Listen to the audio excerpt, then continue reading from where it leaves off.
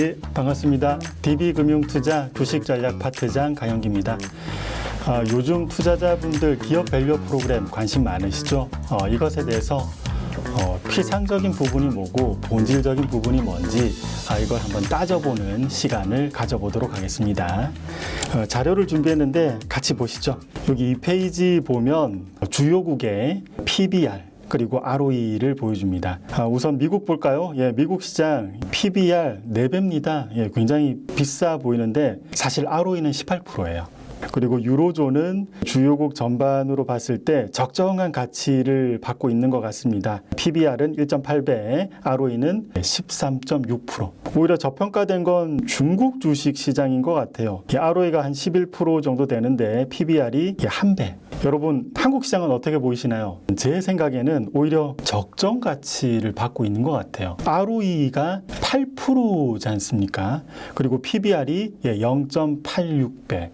저희 수익성에 대해서 정당한 평가를 받고 있다, 이렇게 보여집니다. 예. 그리고 요즘 일본 시장에 대해서도 여러 가지 언급이 있습니다. 기업 밸류 프로그램 일본이 이제 시행을 했고 이것에 대해서 성공적이어서 일본 시장에 PBR이 올라왔다, 이런 말씀도 많으신데 엄밀히 따지면 일본 시장에서는 통화 정책의 영향을 무시하기는 어렵습니다. 일본의 정책금리 얼마인가요?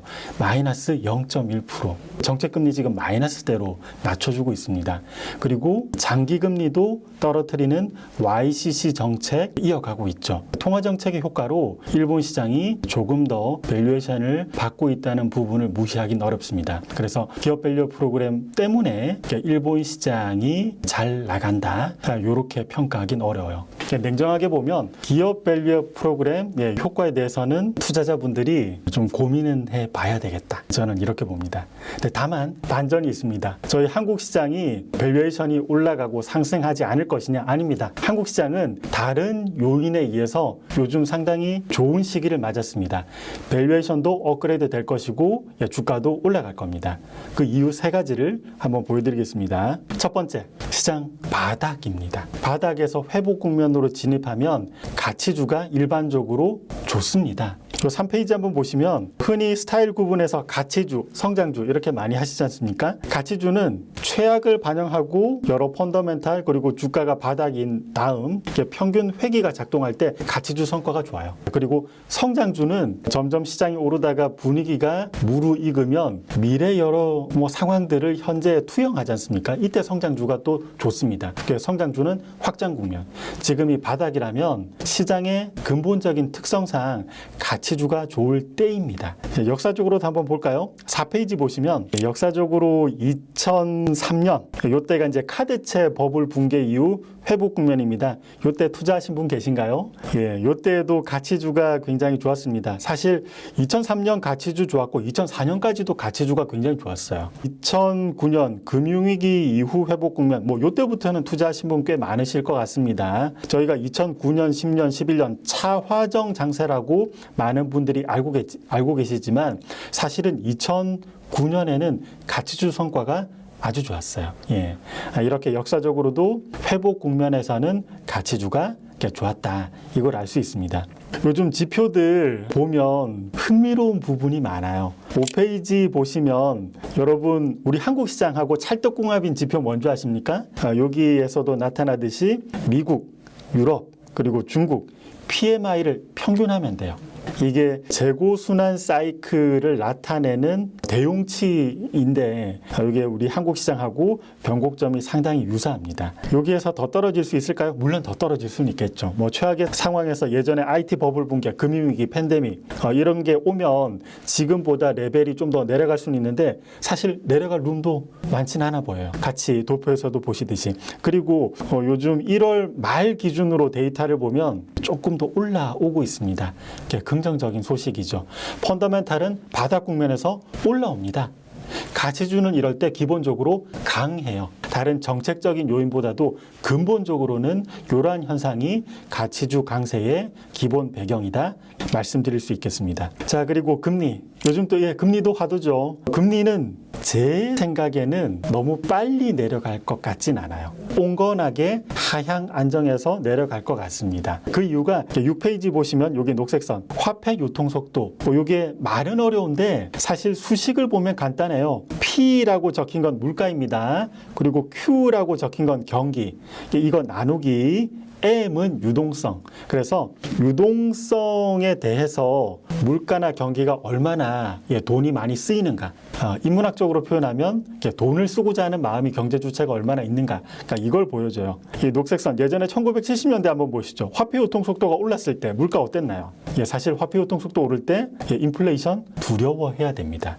이때도 표면적으로는 1973년 1차 오일샷, 그리고 1979년 2차 오일샷 있어서 마찰적인 요인으로도 물가가 튀었지만 근본적으로는 화폐 유통 속도 오르는 과정에서 물가가 많이 올라갔습니다. 요즘도 2020년부터 지금까지 이제 4년 됐죠. 4년간 화폐 유통 속도 많이 올라왔어요. 그러니까 지금 상황에서 금리를 빠르게 내려서 유동성이 잘못 돈다. 그리고 요즘 국제 분쟁도 아직 곳곳에서 있지 않습니까? 그래서 마찰적인 요인이 갑자기 톡 튀어나온다. 그러면 물가가 재상승할 수도 있습니다. 그러니까 연준도 이걸 분명히 두려워하기 때문에 금리를 내리더라도 천천히 내릴 거예요. 그러면 성장주에게 아주 많은 힘이 실리지는 않겠죠. 자, 요번에 금리 역할은 7페이지 보시면 전 이렇게 생각해요. 금리 인하 원인은 지금 분명히 물가에 있습니다. 직전까지 금리 높였죠. 그리고 물가 떨어졌습니다. 지금 물가 3%대예요. 긍정적인 부분이죠. 그런데 지금 금리는 5.5%대, 물가 3%대, 금리 5.5%대, 갭이 너무 많죠. 그래서 금리를 내려야 하는 입장입니다. 이런 금리 인하 원인이 물가일 때 금리 내리면 제가 빨간색 테두리로도 표시했는데 이때 주가 어땠나요? 금리 인하 첫 단추를 끼우는 그 전후 주가는 바닥에서 올라왔습니다. 굉장히 좋은 모습이죠. 펀더멘탈도 이 당시 보면 금리 인하 첫 단추 끼울 때 펀더멘탈은 바닥에서 올라왔습니다. 요번에도 이러한 현상이 나타날 가능성은 높아 보입니다. 금리 인하 전후, 지금 현재 시장 컨센으로 보면은 5월이 될지 6월이 될지 또는 하반기로 미뤄질지 대략 연 중반 정도 생각을 하고 있는 것 같습니다. 이거 전후 금리가 아래쪽으로 정책금리 움직일 때 펀더멘탈과 주식시장은 위쪽으로 가게 되고, 이런 회복 국면에서는 앞서 언급드렸듯이 가치주가 역시 성과가 좋습니다. 자, 그리고 세 번째, 아마 이게 게임 체인저가 될 것 같은데 8페이지 보시면 여러분 중국 부양책 어떠십니까? 그동안 실망만 안겨드렸죠. 그런데 요번에는 약간 다른 포인트가 있어요. 미국이 금리 정책을 긴축에서 완화 쪽으로 이전하면 중국도 경기 부양책을 할 여지가 있습니다. 예전부터 그랬어요. 제가 첫 번째 네모 박스 친 거에 이 녹색 선이 중국의 금리인데 90년대 중후반이죠. 이때 중국 힘들었습니다. 왜 힘들었느냐? 한국도 IMF 맞았어요. 중국 주변 국가들이 전부 다 국가 부도 사태 났습니다. 그래서 중국도 나름 힘들어서 금리 낮추면서 경기 부양책 했는데, 자, 요때 회색 선 미국 기준금리, 미국은 이때 마지막에 IT 버블 붕괴 그 직전 좀 과열됐을 때입니다. 그래서 미국이 회색선 금리를 높이니까 중국은 부양책 어땠나요? 딱 그만합니다. 미국이 금리 올리면. 그리고 2012년에서 15년 요때도 중국이 힘들었습니다. 중국은 과잉 설비 때문에 힘들었어요. 그래서 소비가 답이다. 그래서 이 녹색선 중국은 금리를 낮췄죠.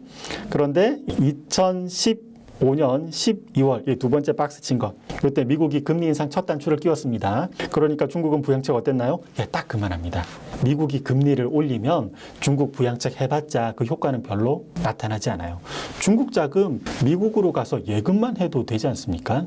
자, 요번에도 이러한 틀에서 중국이 왜 부동산이 이렇게 팡팡팡 아래로 깨져도 부양책을 안 했는지 알 수 있습니다. 이 검은색 선이 중국의 부동산 지수인데 중국 부동산 내려가더라도 미국이 이때 금리 올렸지 않습니까? 그러면 중국은 부양책 하더라도 별 효과가 없습니다. 자, 다른 말로 미국은 올해 연 중반부터 금리를 내릴 가능성이 있죠.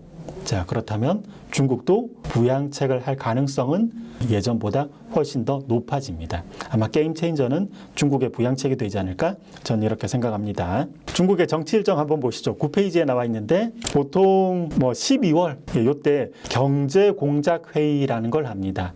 실무자들이 모여서 경제 방향성을 제시하는데 이건 비공개 회의예요. 저희가 그 내용을 알 수는 없습니다. 그러다가 해를 넘겨서 3월에 그 유명한 양회를 합니다. 양회에서는 그 관련 내용에 대해서 저희 일반 대중들도 충분히 알 수 있고 양회에서는 특히 숫자가 공표돼요. 그래서 숫자 공표된 다음에는 3월 양회 지나고 4월부터는 숫자가 공표됐으니까 확정된 예산을 바탕으로 투자 실행을 합니다. 그렇게 되면 제가 볼 때는 3월 전후 중국 주식시장이 꿈틀꿈틀하면서 움직일 가능성 높아 보여요. 여러분들 1월 말에서 2월 초 중국 주식시장 보신 분들은 아실 겁니다. 상당히 큰 의미 있는 바닥 징후를 보여주고 있습니다. 그리고 지금 양회 전 기간이죠. 아무래도 요번만큼은 중국 부양책에 대해서 시장이 반응하는 것도 좀 달라요. 긍정적으로 반응하고 있습니다.